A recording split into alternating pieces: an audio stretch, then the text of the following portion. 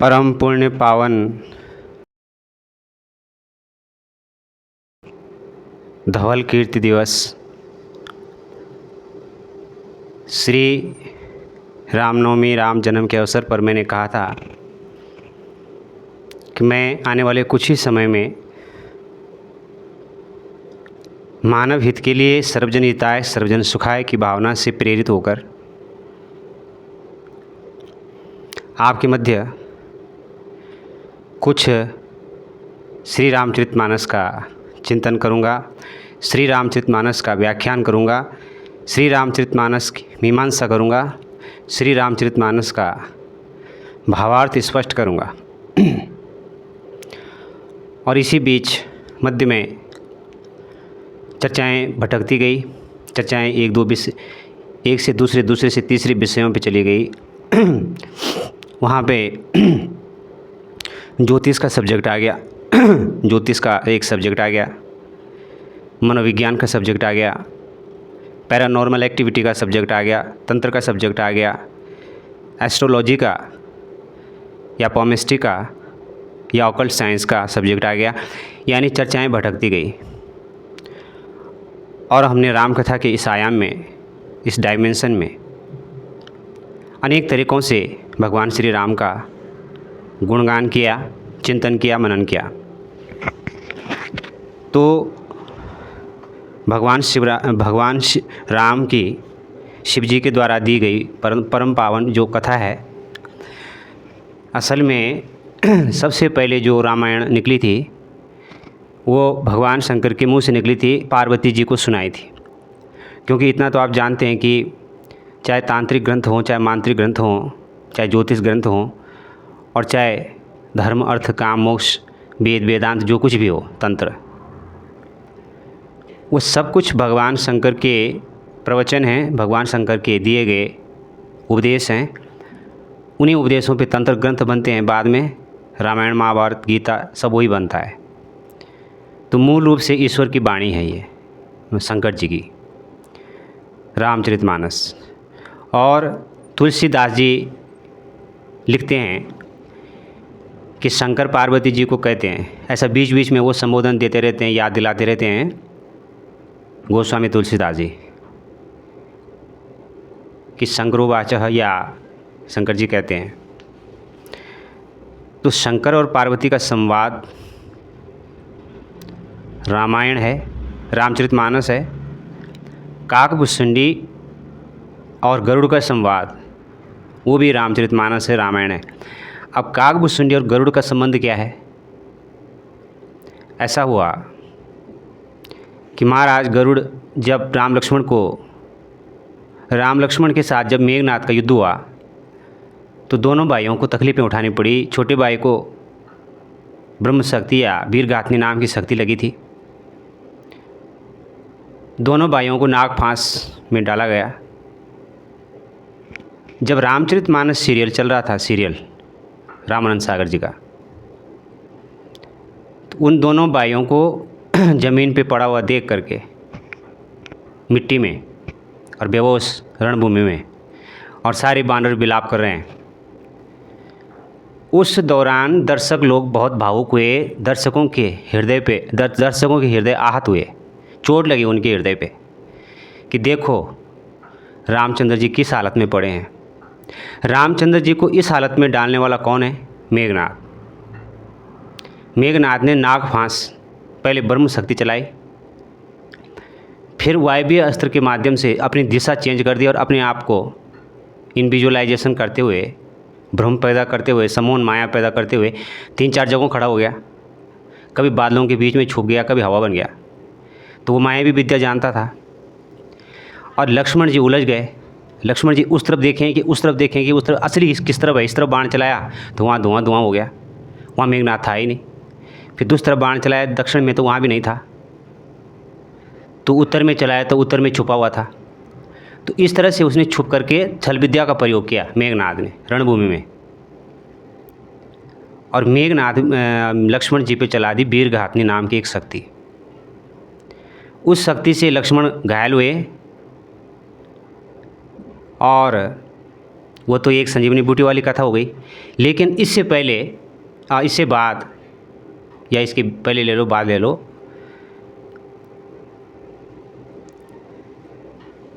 उनको नाग फांस में बांधा गया। हाँ, तो ब्रह्म शक्ति चलाई, फिर छुप गया, फिर छल विद्या प्रयोग किए, उसके ऊपर जो है नाग फांस चला करके दोनों भाइयों को बेहोश कर दिया था। फिर उनको लेने के लिए हनुमान जी गए थे गरुड़ को, तो गरुड़ महाराज जी आए थे, तो गरुड़ महाराज जी की वही दशा हो गई। रामानंद सागर जी लिख रहे हैं कि वहाँ पे लोग तो हो गए भावुक, जनता भावुक हो गई। और कथा के अंदर जो है ये नर्वस हो गए, क्या बोलते हैं, उस अर्थों में कि राम लक्ष्मण दोनों भाई ज़मीन पे पड़े हुए हैं मिट्टी में बेहोश। सांप ने मतलब नाग फांस ने उनको जो है बेहोश कर दिया है, जहरीला बना दिया है, पूरा शरीर पे नाग लिपटे हुए थे। तो ऐसे अस्त्र हैं जिनके मंत्रों का प्रयोग करने के बाद, विनियोग न्यास ध्यान करने के बाद आप मंत्र का प्रयोग करेंगे तो नागराज आ जाएंगे। तो उनके साथ बहुत सारे नाग भी आ जाते कई बार। तो इसी तरह से जब किसी के ऊपर अगर आपने छल विद्या प्रयोग की, चाहे वो भगवान ही क्यों ना हो, और लक्ष्मण जी भगवान थे, तो छल विद्या का प्रयोग किया, शेष नाग जी नरदेह में थे, इसलिए त्रिकाल ज्ञान की सिद्धि का मंत्र जाप नहीं किया था, या किया था या नहीं किया था, मगर एक नरदेह में होने के कारण मेघनाथ का जो वायवीय छल विद्या थी, जो कपट विद्या थी, जिसके माध्यम से वो लक्ष्मण को पराजित करना चाहता था, तो उसने जो है बाहुबल से तो पराजित हो नहीं पाया, तो उसने छल विद्या का प्रयोग किया। लेकिन छल विद्या में क्या हुआ कि छल विद्या में जो है उसकी छल विद्या सफल हो गई। उसने जो है वीरगाथनी नाम की एक शक्ति लक्ष्मण के ऊपर, लक्ष्मण उस वीरगाथनी शक्ति की काट करते, लक्ष्मण उसकी तोड़ में ब्रह्म शक्ति चलाते, ब्रह्मशीर नामक एक अस्त्र है वो चलाते, तो वीरगाथनी कट जाती, उसका प्रभाव क्षीण हो जाता, या ना के बराबर हो जाता, कम हो जाता, या दिशा उसकी घुमा दी जाती, या उसकी शक्ति अपने आप में क्षीण कर दी जाती दूसरे शस्त्र के माध्यम से।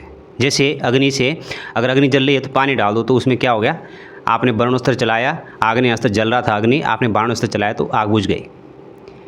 लेकिन आग की अगर पावर ज़्यादा है, आग का अगर भभका बड़ा है, तो 1 लोटा 2 लोटा क्या तुम 1 घंटा पानी चलाओ, नहीं कुछ नहीं बिगड़ेगा, 10 लीटर पानी डालोगे कोई फ़र्क नहीं पड़ेगा। आग विराट है, तो अस्त्र शस्त्र जो है विराट किए जा सकते हैं। जैसे आग्नेय अस्त्र को विराट कर दो तो कोई भी ये वारुणी अस्त्र काम नहीं करेगा। वारुणी अस्त्र में जितना बारिश होगा उससे 10,000 गुना अग्नि की लपटें निकलेंगी, तो आप नहीं काट सकते। राम बाण अमोघ होता है, राम का अग्निबाण भी होगा, इंद्र के पास भी अग्निबाण है, गणेश जी के पास अग्निबाण है, परशुराम जी के पास अग्निबाण है, अश्वत्थामा के पास अग्निबाण है, जीवित हैं, सशरीर हैं अश्वत्थामा। कोई ऐसी बात नहीं है कि किताबों में गलत है तो चलो, अश्वत्थामा मौजूद हैं। अश्वत्थामा की उपस्थिति इस देश में, इस दुनिया पे, इस धरती पे 50 बार पहचाना गया है, उन्हें रिकॉग्नाइज किया गया, अश्वत्थामा ही थे। अश्वत्थामा के पास ब्रह्मशीर भी है, ब्रह्मास्त्र भी है, और ये नागपाश भी है, और वीरगाथनी भी है।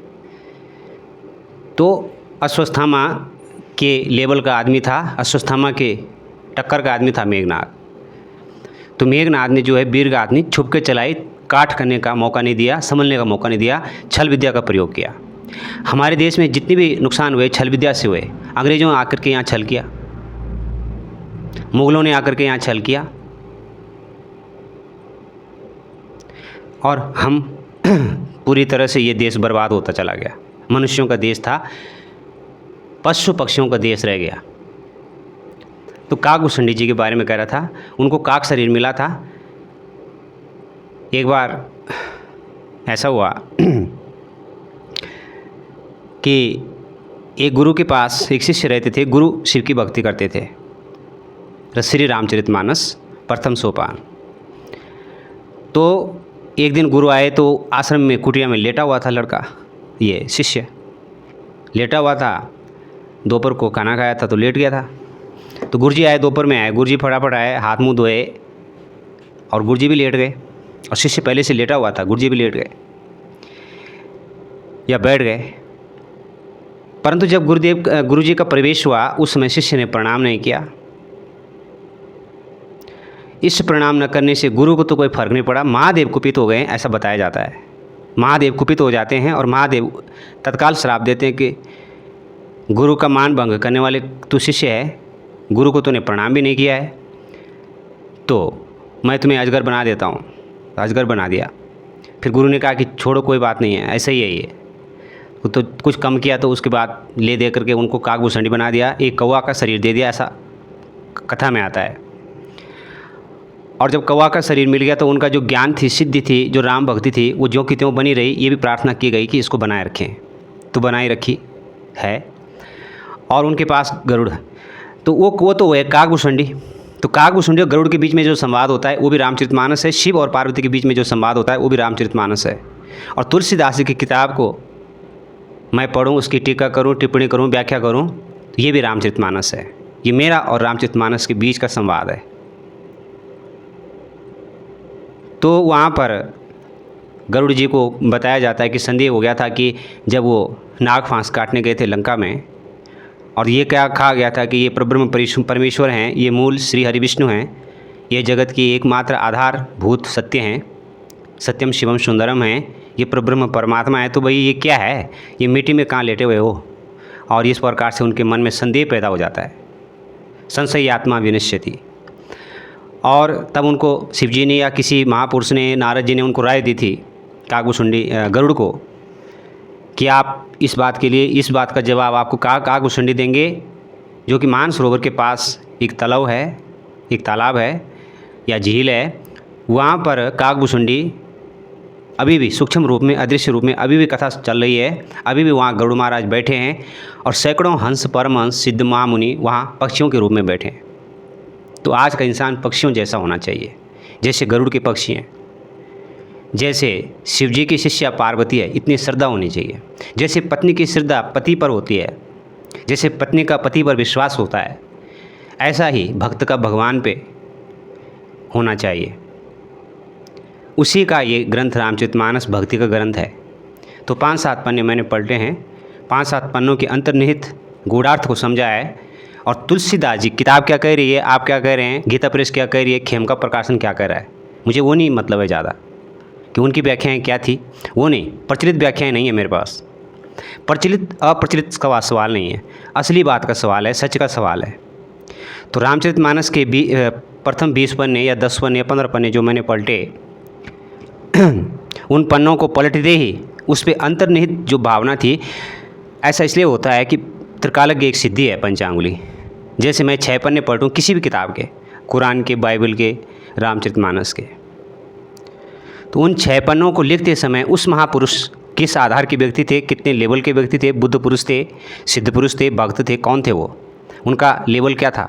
और जब उन्होंने ये हर्फ लिखे, ये मंत्र लिखे, ये शास्त्र लिखा, ये दोहा लिखा, ये आयतें लिखी कुरान शरीफ की या रामचरितमानस की चौपाई लिखी या ग्रंथ लिखा, श्लोक लिखा, उस दौरान उस महापुरुष का धरातल परमात्मा के साथ जुड़ा हुआ था या नहीं जुड़ा हुआ था, शक्तियों से जुड़ा हुआ था, उस समय क्या क्रिएशन था उसके माइंड में, उस माइंड अल्फ़ा लेवल तक जा कर के, उस बीटा लेवल तक जा कर के, उस गामा लेवल तक जा कर के साधक अपनी मानसिक किरणों को वहाँ भेज देता है कि उस ऋषि ने, उस गोस्वामी तुलसीदास जी ने जो प्रथम 20 पन्ने लिखे, 15 पन्ने लिखे, 6 पन्ने लिखे शुरू के, उस दौरान वो मानसिक स्थिति उनकी क्या थी, राम को किस भांति महसूस कर रहे थे, राम के प्रति उनकी क्या भाव दशा थी, वो खुद किस भाव दशा के आदमी थे, वो किस आधार पे ये सब कह पाए, वो सब भी जानना पड़ता है। तो इसको मैं आपके सामने रखूँगा, यही था आज। और तो हाँ, मैं कह रहा था कथा। तो रामचरितमानस के विषय में मैंने रामनवमी में कहा था, रामनवमी में कहा था, नवमी तिथि मधुमास पुनीता, शुक्ल पक्ष अभिजित हरिप्रीता, मध्य दिवस अति शीत न घामा, पावन काल लोक विश्रामा। ये एक ऐसी स्थिति का वर्णन है जिसको ब्रह्मानंदम परमम सुखदम कहा गया है। ये एक ऐसी स्थिति है जहाँ व्यक्ति पूरी तरह से सुषुप्त अवस्था में है, ध्यान की अवस्था में है, विश्राम की अवस्था में है, और मंद मंद सुगंध बह रही है, बसंत ऋतु है, फूल खिल रहे हैं, चारों तरफ रति और कामदेव के भाव जाग रहे हैं। नवमी तिथि मधुमास पुनीता, नवमी तिथि है, तिथियों में परिपूर्ण तिथि 9 ही है, पूर्णांक 9 होता है। मधुमास, मधुमास का मतलब होता है मधु, मधु जो है शहद को कहते हैं। ऋतुओं में सबसे मीठी जो ऋतु है बसंत ऋतु है। मधुमास पुनीता, पुनीता पवित्र है ये। कामदेव और रति अपवित्र नहीं है। भारत में काम की भी पूजा हुई है, काम के भी देवी और देवता हैं, और बड़े बड़े मंडपों में सर्वतोभद्र यंत्र में, भागवत में कामदेव और रति की पूजा भी होती है।